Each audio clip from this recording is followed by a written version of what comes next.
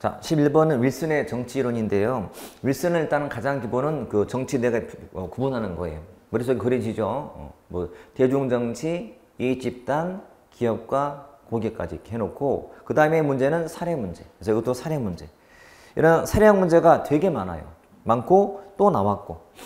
그래서 평상시에 봤던 거라서 큰 어려움 없는 거고 사실은 국회 8급에 나왔던 게 좀 더 어려운 사례가 있었어요. 이거는 이제 기본적인 사항이니까 어려우면 풀면 될 것 같고.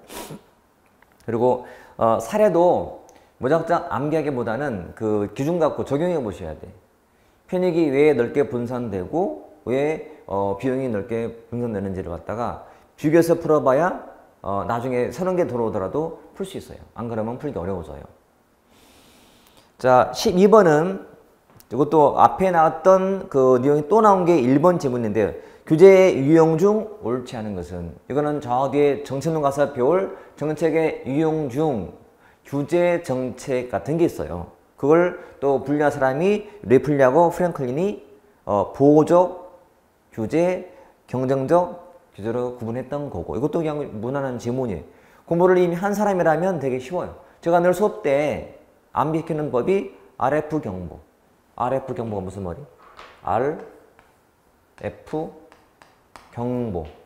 리플리, 프랭클린의 경보. 경쟁적 규제, 보호적 규제거든.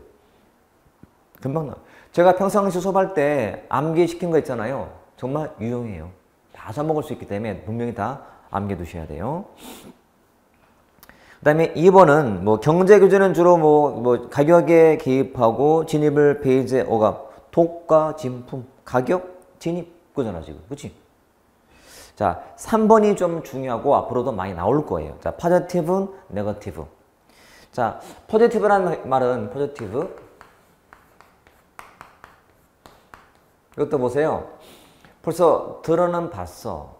그런데 이걸 암기했다면 기억이 하나도 안 날 수밖에 없어, 내용이. 근데 우리는 이해가 돼 있어. 그러면 차근차근 풀면 돼.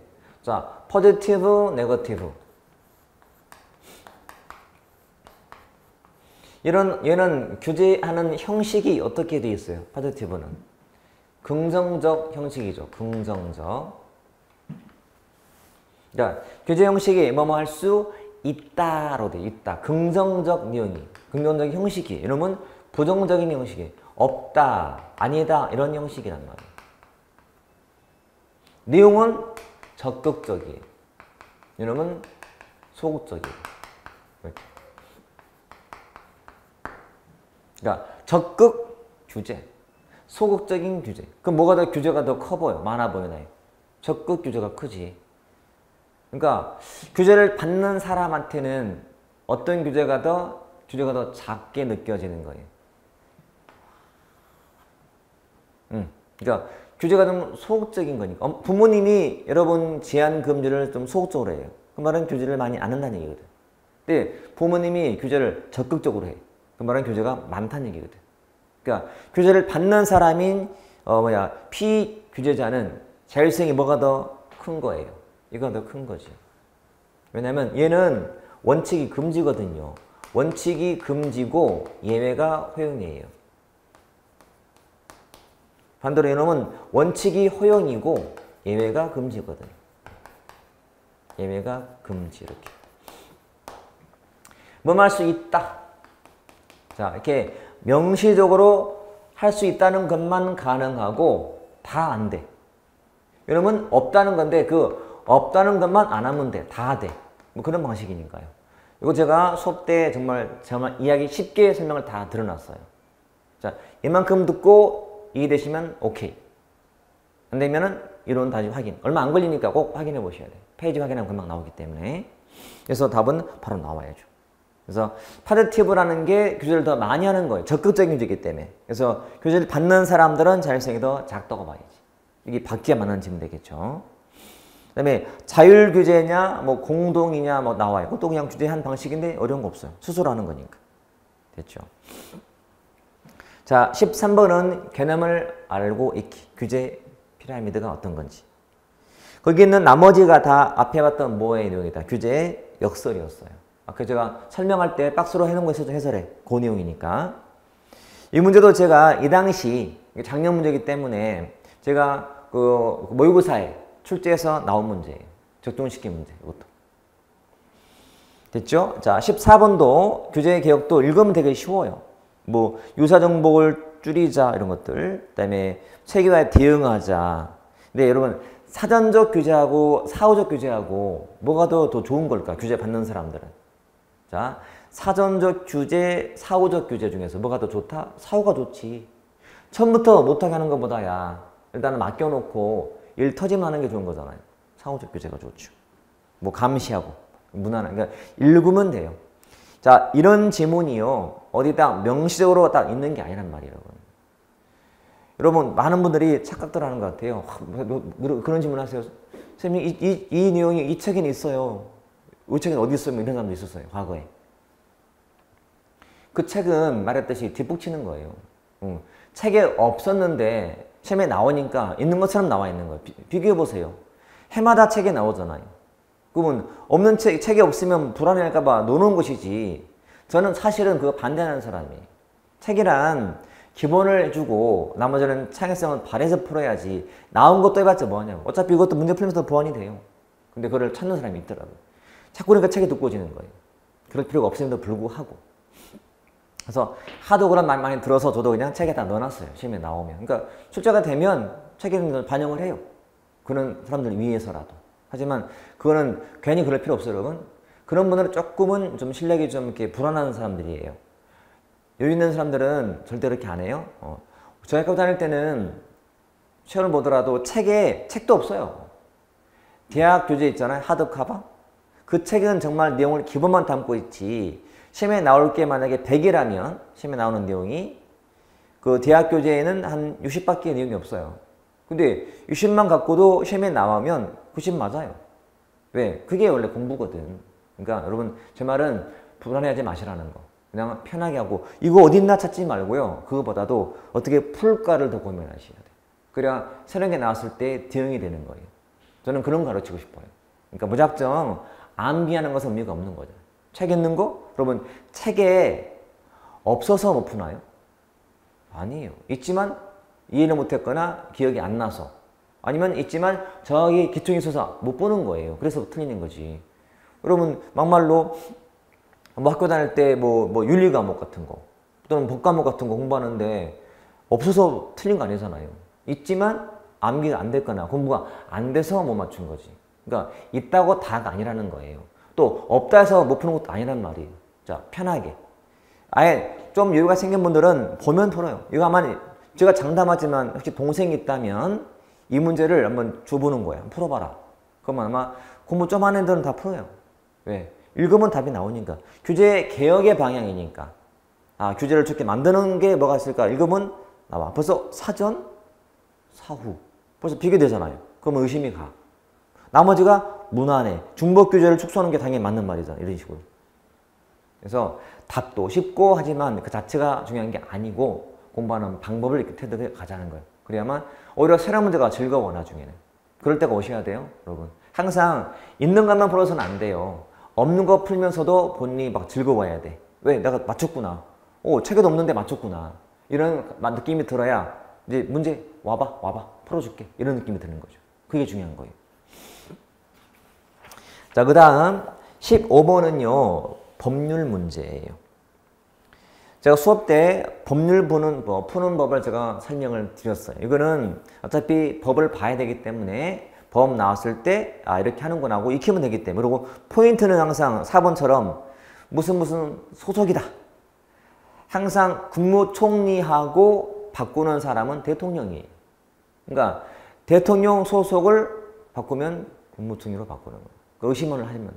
공부하시다가 내가 요 본문을 읽는데 소속이 나왔어요. 뭐 기재부 장관 소속이다.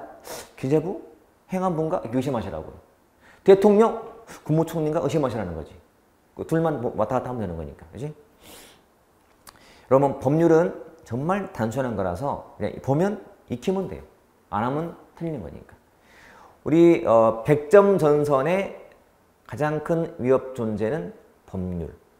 왜냐면 다른 모르는 내용이나 이론이야 읽고 풀 수 있는 여지가 있지만 법률은 풀 방법이 없어요. 왜? 숫자가 나왔다? 틀릴 수밖에 없잖아요.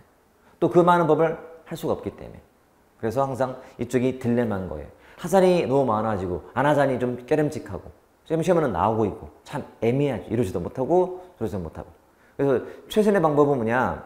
최근에 나왔던 문제만큼은 알고 가자. 그리고 또 단순한 암기보다도 그 여기서의 논리, 아 이런 게 이렇게 바뀌지 않을까? 이렇게 앞으로 예측해서라도 그러면 대비가 돼요.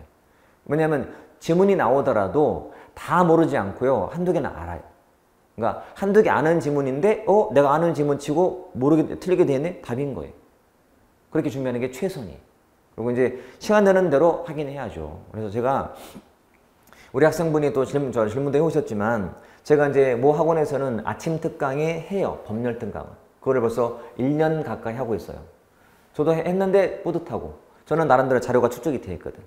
그러니까 시험에 나올 만한 모든 법률을 다 제가 원문 갖다가 놓고 그 단 나눠서 우측에다가는 기출문제, 그 문제 원문에 있는 것 중에서 문제를 한번 기출문제 확인해보고 설명드리고 중요한 것들 다 설명드리고 하고 다 하고 지금은 20문제 모의고사를 보고 있어요. 전범위해가지고. 근데 이거는 해온 사람들은 부담이 안 되는데 이제 막 하는 분들은 부담이 될 수 있어요. 그래서 나중에 기회가 되면 이제 뭐 어떻게 우리 공들이면서 기회가 되면 할지 몰라도 지금은 시험이 앞에 있는 상황에서는 다 하긴 버거우니까 제가 필요하다면 자료 정도는 올릴 수 있어요. 풀어보라는 식으로. 하지만 그것도 일부분에 불과하기 때문에 지금은 있는 거를 좀 제대로 하자는 말씀. 자, 16번은 행정지도 문제인데 행정지도 문제는 잘은 안 나오지만 나올 때 제일 의미 있는 게 뭐냐면 법적 성격이에요. 지도란 한마디로 어드바이스예요. 기억하세요. 어드바이스. 조언한다. 자, 법적 성격은 비권력적 사실행위예요. 그거 딱 머리에 딱 박아둬야 돼. 비권력적 사실행위. 자, 권력성이 없어요. 그러니까 강제할 수가 없어요. 사실행위에 불과해요. 그래서 지도를 받아서 잘못된다 하더라도 책임을 물을 수가 없어요. 왜? 강제가 아니었기 때문에. 조언이었기 때문에. 여러분 누가 여러분께 조언을 했어요. 그대로 했는데 잘못됐다 하더라도 책임 못 물어요. 왜? 강요가 아니었거든. 그냥 조언을 했을 뿐이기 때문에. 그래서 이것도 마찬가지. 2번 답이 그거잖아요. 법적 구속력을 수반하지 않아요. 왜? 비권력적 사실행위이기 때문에. 그래서 그 해설과 밑에 박스 그 내용으로 다 커버가 돼요. 자, 그 다음에 또 문제가 나오긴 나왔지만 읽고 푸는 문제지 어려운 게 아니었어요. 그래서 항상 그 성격을 잘 기억하자. 비권력적 사실행위구나. 포인트가 그거니까. 그리고 그것만 잘 풀어도 이만큼 커버가 돼요. 그러니까 내용은 그 주제에 대한 내용은 문제를 읽으면서 이해하시면 이게 다 이제 이만큼 정리가 될 거예요. 자, 17번 문제부터는 이제 공공서비스의 유형인데 마찬가지 가장 기본은 그 서비스의 유형을 구분하는 거죠. 네 가지를. 저는 웬만하면 머릿속에 이제 그려지길 바래요. 그러니까 뭐 3차원 되면 더 좋아. 3차원적 시각으로 이렇게. 사적재, 시장재, 민간재, 집합재, 공공재, 공유재 또는 공동재, 요금제, 유료제.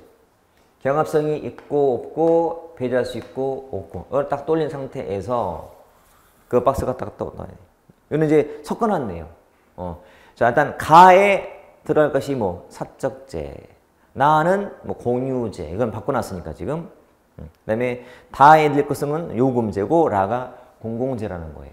그러면 제가 항상 얘기했지. 모든 공공서비스는 정보의 개입이 가능하다, 불가능하다. 가능하다. 근데 개입하는 이유가 다르고 개입하는 범위가 다를 뿐이지.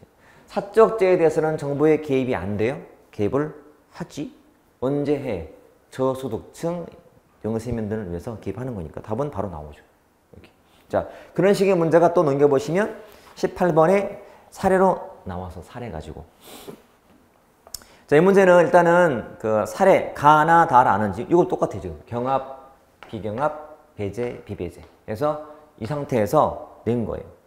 그래서 일단 가는 사적제 또는 시장제니까 디귿에 가야 돼. 가와 디귿은 1, 2에 나와요. 선택지문에 1, 2에. 그리고 이제 그 사례가 사례가 뭐 음식점, 뭐 호텔 같은 거잖아요. B가 있으면 돼. 그래서 바로 1번이 나오게 돼 있어요. 조합만 어렵게 돼 있지 참 문제만 열어놔지 참 내용은 별거 없어요. 그러니까 우리가 속된 말로 뻘짓했다. 그냥 사례 묻지 왜 이렇게 복잡하게 물어봐. 그죠? 근데 이제 이게 뭐냐면 그 문제 스타일이 우리가 선택 과목 되면서 수능에서 쓰는 사회, 무슨 뭐 과학 이런 문제 패턴을 좀 뺏긴 거예요. 옛날에 이런 문제가 안 왔거든. 행정은 그냥 지문 주고 1, 2, 3, 4 이랬어요. 근데 지금은 이렇게 박스로 이렇게 조합 막 물어봐요. 근데 더 되게 화려해 보이긴 하지. 하지만 푸는 입장에서는 좀 짜증나요. 그냥 쉽게 묻지 왜 이렇게 복잡하게 묻나는 차원에서. 쉬운 문제. 자, 19번은 정보 실패예요. 실패는 항상 원인 대응책. 우측에 21도 마찬가지. 실패의 원인과 대응책. 그러니까 19번은 정보 실패. 앞에 봤던 게 시장 실패. 지금은 21번은 같이 물어봤어요. 원인과 대응책을. 그래서 답도 쉬워요. 이거는 제가 굳이 할 필요가 없어요. 설명할 필요가. 왜? 뻔히 아는 거고 해설도 있기 때문에. 이거는 기본상이니까 이건 모르면 안 돼요, 여러분. 제가 늘 수업 마지막까지 강조했던 게 뭐냐? 이론 수업할 때 기본을 틀리지 말자. 기본 틀리면 무조건 떨어진다. 그 기본이란 한 80이나 85는 보정하는 거니까. 그래서 이런 거는 기본에 속하는 내용이라서 무조건 박스의 그 원인, 우측에 있는 거, 21번에 해설에 있는 거, 그 다음에 대응책을 무조건 봐놓으시라. 그리고 그 개념 설명할 때, 공부할 때 이 개념 알았다면 그 위에 있는 그 내용들이 다 커버가 되게 되죠. 항상 정보 실패랑 대응 실패, 최선 실패는 늘 비교해서 보시고. 자, 보니까 우리 지금 책에는 앞에는 나와 있을 텐데요. 잠깐 확인해 보자면 뭐냐면, 자, 우리 교재 12페이지에 가봤더니 거기 핵심 정리에 저 위에 자 12페이지 정보 실패 원인과 대응 방식 나오죠. 그 중에 뭐 사적 목표 설정 그리고 X 비율만 나오죠. 그거 알고 우측에 대응책 알고 그러면 다시 뒤쪽에 37페이지에 있는 20번. 자, 그 내용이 이제 해결이 돼요. 그러니까 같은 문제야, 여러분. 그러니까 박스 안에 있는 실패 원인 그리고 대응책이 있는데 그 원인의 하나를 끄집어낸 거니까요. 이런 문제도 최근 문제긴 한데 그 전에 이미 시험에 나왔던 내용이었어요. 새로운 것도 아니고 그래서 쉽게 풀면 돼요. 자, 넘겨서 자, 22도 문제가 어떤 문제? 복합이죠. 복합 다 똑같아요. 시장 실패 원인 대응책, 실패 원인 대응책 그 묻는 문제. 그래서 그냥 무난하게 풀만한. 여러분 그 지문이 길다고 어려운 게 아니고 짧다고 쉬운 게 아니고 그건 장담이 안 돼요. 오히려 길수록 쉬울 수 있어요. 왜? 길다는 것은 풀어놨기 때문에 읽으면 되거든. 근데 짧은 건 설명하지 않고 그냥 툭툭 던져놨기 때문에 더 어려울 수 있어요. 그래서 이거는 읽으면 그냥 푸는 쉬운 문제. 23번은 자 정보 실패에 대한 대응책의 하나인 민영화를 묻고 있다. 민영화. 자, 민영화 방식은 나오는 게 뭐냐면 민영화의 방법, 방식, 그리고 민영화의 장단점이 가장 기본이에요. 그래서 23번은 민영화의 방식이에요. 다시 한번 제가 강조하지만 문제 푸실 때, 행자 공부하실 때 영어가 병기되어 있는 것들은 꼭 영어를 보고 공부하시라. 그래서 1번이 계약 방식으로 되어 있고 영어의 컨트랙팅 아웃이에요. 그리고 민영화 방식들마다 키워드를 다 제가 언급을 정확히 했죠, 수업 때. 그래서 계약 방식은 키워드가 경쟁, 입찰. 자, 프랜차이즈는 뭐였나요?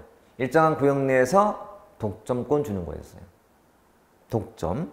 그리고 제가 설명드릴 때 비용 부담자가 누구냐를 제가 누누이 강조했고. 그래서 계약 방식의 비용 부담자는 정부, 프랜차이즈는 이용자.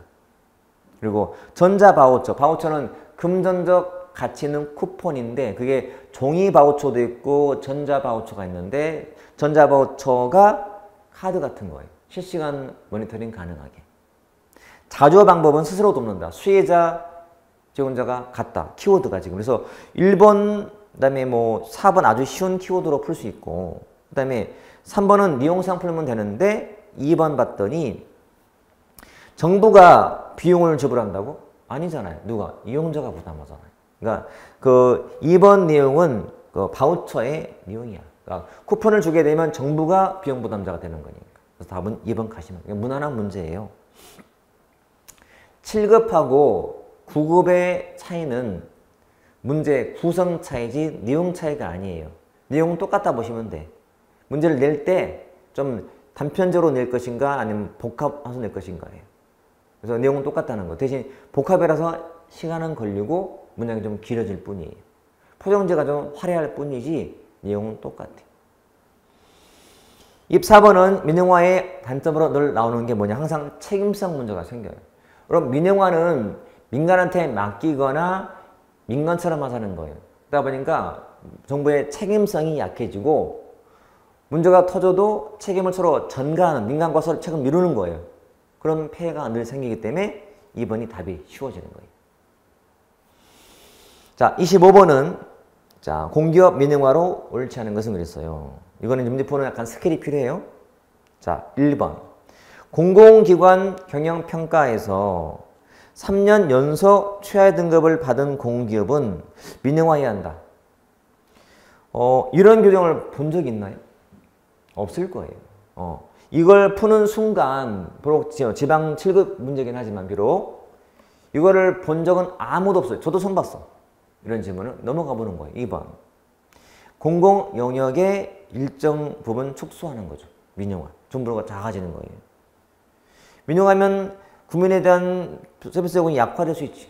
여러분, 정부가 하기 때문에 그나마 많은 사람한테 서비스를 할 수가 있는 거예요. 일반 세금으로 하기 때문에. 맞지, 그것도? 반대로 민간이 한다. 이거를 민간이 한다면 아마 모든 사람한테 안 할걸? 이용할 수 있는 사람한테만 할걸? 돈 있는 사람한테만? 그것도 맞는 말. 공기업을 매각하게 되면 공공재정이 확충이 되겠다. 팔았잖아요. 팔았기 때문에 재정이 들어온 거잖아요. 돈이 생겼으니까. 그러니까 2, 3, 4가 맞아요. 근데 1번은 모르겠지만 답이 될 수 있지. 이렇게 푸는 거라고요. 해설을 해놨지만. 항상 시험은 다 공부한 나오지 않는다. 안 한 것도 나온다. 풀 때는 아는 걸로 제어감은 남는다. 남는 게 답이다. 이렇게 접근하시면 돼요. 모든 시험은 마찬가지. 객관식은 그래요. 그러니까 주관식은 써야 되기 때문에 모르면 못 쓸 수가 있지만, 그렇죠? 객관식은 주어져 있잖아요. 선택하면 돼. 그러니까 제일 맞고 제일 틀린 걸 고르면 되는 거죠. 자, 26번은 문화인데요. 봤더니 뭐 권위주의, 집단주의, 온종주의, 형식주의 내용인데요. 이것도 읽고 푸는 거예요. 우리 문화 쪽은 그렇게 안 중요하지만 나오면 그 문화의 특징을 물어봐요. 근데 읽으면 다 답이 나와요. 제가 늘 그랬지만 여러분 무슨 개념 정의할 때 단어로 풀자 했잖아요. 단어. 그리고 정말 많이 나오는 단어가 무슨 주의예요. 권위주의, 뭐 온종주의, 또 뭐 형식주의, 뭐 집단주의 이런 식으로.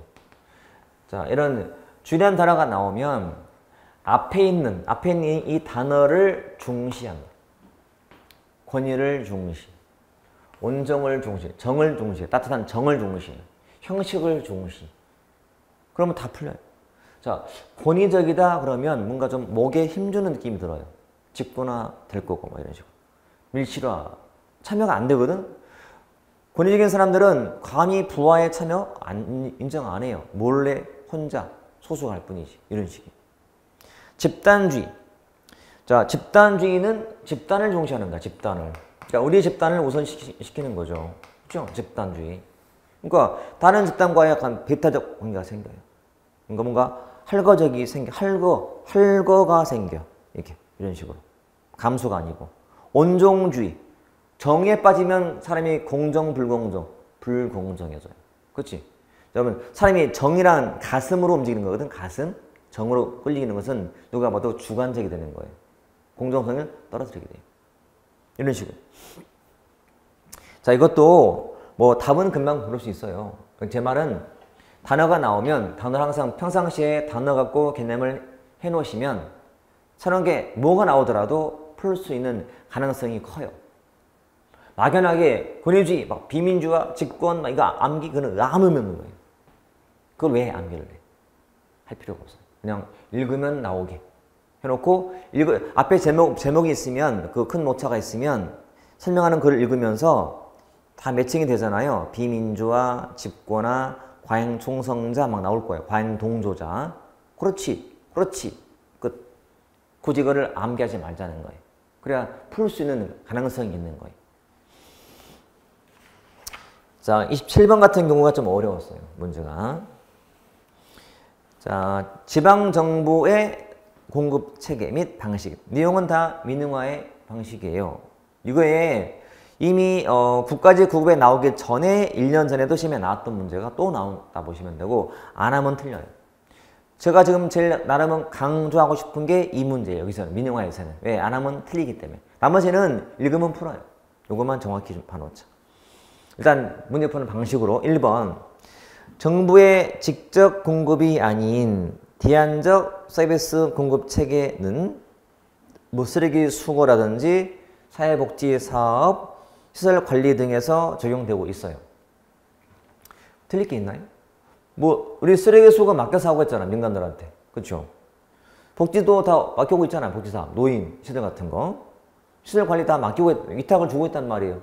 틀릴 게 하나도 없어요. 2번 과잉 생산과 독점 등이 야기한 공공부문의 비효율 획책으로 계약 방식을 통한 공급. 이게 컨트랙팅 아웃. 민간 위탁 방식이야. 틀릴 거 없죠. 1번은 무조건 맞아요. 1번, 2번은. 3번 사용자 부담 방식 활용은 전형 부담의 공평성 제고에 기여한다. 여러분 사용자가 부담한다. 즉 수익자 부담한다가 우리 이용자한테 비용 부담을 시키는 게 공정해요. 이용자는 사람도 부담하는 게 공정해요. 이용자가 부담해야 공정하죠. 그렇죠? 그거 맞네 이것도. 그럼 답은 4번 이겠네. 뭔지 몰라도. 답이 4번이에요. 이거는 쉬운 문제라고. 그러니까 2017년도 나왔던 서울 7급 여로지 이거는 쉬운 문제였어요. 그리고 이거는 이제 9급이니까 쉽게 나온 거고 그 박스 있잖아요. 이거를 제가 늘 언급했던 카메라에 찍어서 자꾸 보고 다니셔라. 응? 그러면 이게 다 머리에 들어올 거다. 자, 됐고 28번은 읽으면 되는 문제라서 읽어서 푸는 거예요. 그럼 이렇게 생각하세요. 책에 명확히 나와 있는 게 문제가 되었다. 예를 들어 수량 실패와 대응책을 박스로 물었다. 이거는 정말 단편적이라서 그럼 바로 풀어도 보세요. 또는 답치고 암겨도 괜찮아. 근데 이것처럼 읽고 푸는 게 있어요. 이것들은 절대 답치지 마. 답 보지 마세요. 고민하세요. 고민. 답 가리고 고민하세요. 뭐가 답일까? 우리는 시간이 흘러가도 괜찮아요. 우리는 말이지만 질적인 공부가 필요하니까 이거는 일단은 읽어보자. 읽고 고민하시라. 답을 골라라. 최대한 답을 골라보자. 그래서 해설 보고 틀렸으면 왜 그랬지 확인해보자. 그래야 실력이 조금씩 늘 거예요. 그렇게 보면 돼요. 자, 29번은 이제 시민사회 또는 NGO 문제인데요. 우리가 행정 환경 중에서 지금 정치, 법, 경제, 문화, 그 다음에 사회적 환경인데 문제가 지금 2010년도 나왔죠. 그리고 밑에 31번이 그나마 최근 문제인데 문제가 많지가 않아요. 한때 좀 나오다가 거의 주고 있다가 살짝 가끔 나올 정도지 큰 비중은 없어요. 1번은 한번 풀어보는 거예요. 자, 시민사회 문제인데 옳지 않은 것은 1.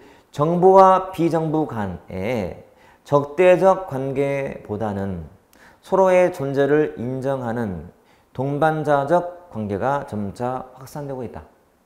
맞지 뭐. 틀릴 거 없잖아요. 요즘은 적대가 아니야. 동반자로 봐요. 파트너. 2번은 자, 비정부 조직이 생산하는 공공재나 집합재 그 비용을 정부가 지원하는 경우에는 정부와 관계가 대체 관계인지.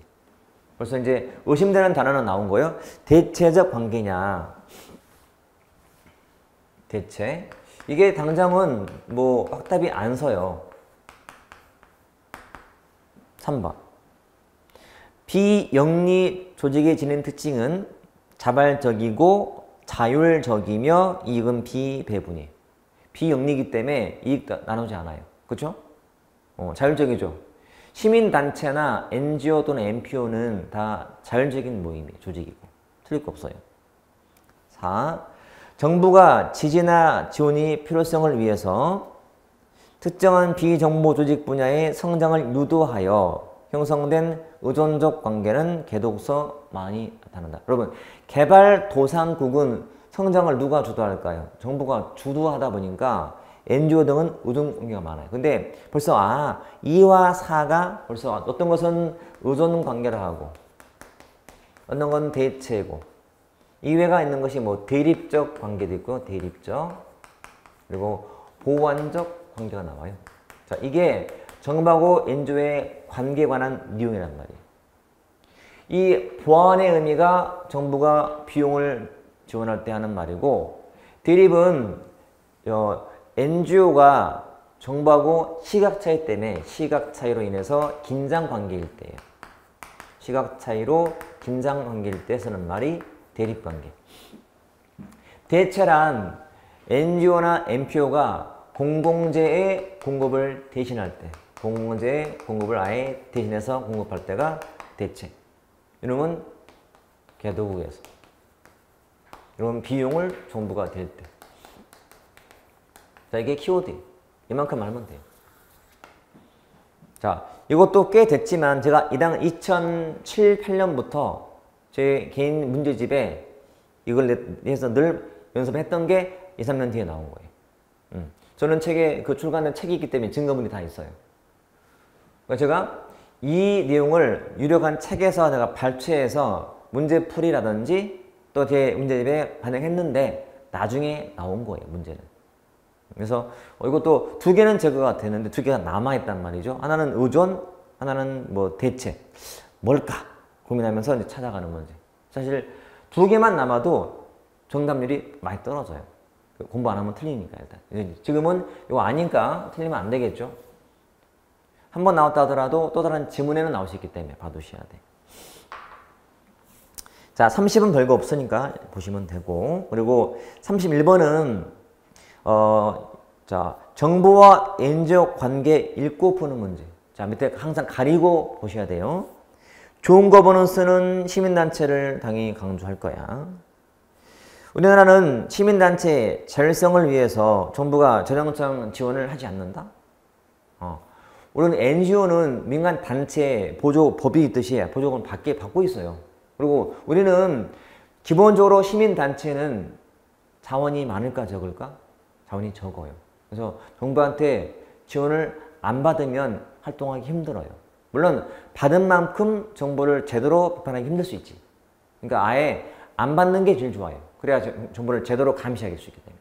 하지만 받고 있거든요. 그 다음에 3. 유착 문제라든지 또 균형을 위한 조건에 정보의 공유도 필요하고 사실 이것도 1번과 3번과 4번이 무난한 지문이에요. 그러니까 2번은 의심이 가거든. 지원을 안 받나? 의심이 가지만 1, 3, 4가 틀릴 게 없어요. 답은 2번이 남게 돼. 그렇게 보시면 돼요. 자, 그 다음 문제는 행정정보 공개 문제예요. 자, 행정정보 공개는 법률 문제고 이론상은 딱 2가지. 앞에 연역에 나오는 거하고 뒤에 문제점 정도만 주의하시면 돼요. 자, 32번은 법률 100%. 33도 법률 100%. 그 다음에 34번만 이제 문제점에 있는 지적하는 이론적인 내용들이에요. 자, 겹치니까 여러분들은 33번만 보시면 될 것 같아요. 자, 옳은 것을 물어봤어요. 옳은 거. 자, 지자체는 소관 사무에 관하여 법령의 범위에서 정보 공개에 관한 조례를 정할 수 있다. 틀릴만한 지문이 있나요? 없죠, 여러분.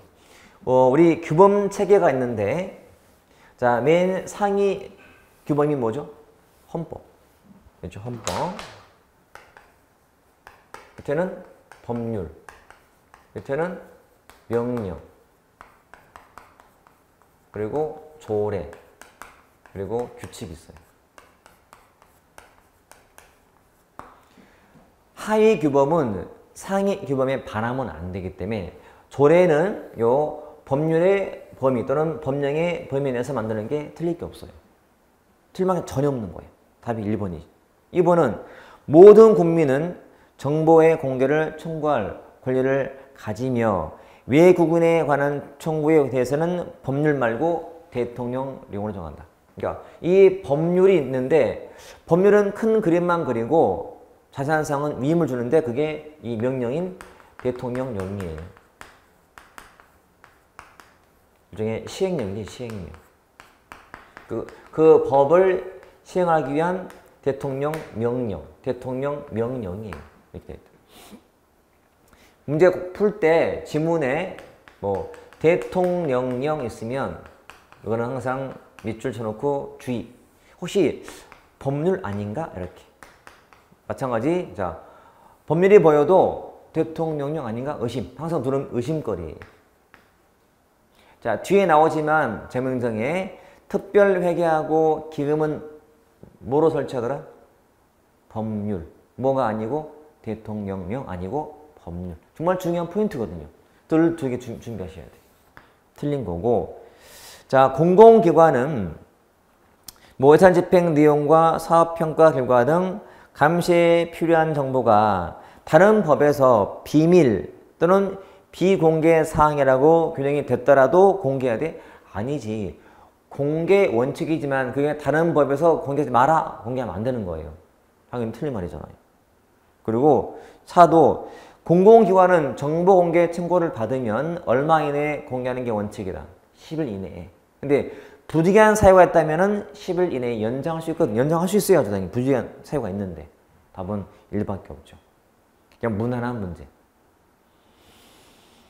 자, 34번 같은 경우는 정보 공개에 대한 문제점이에요.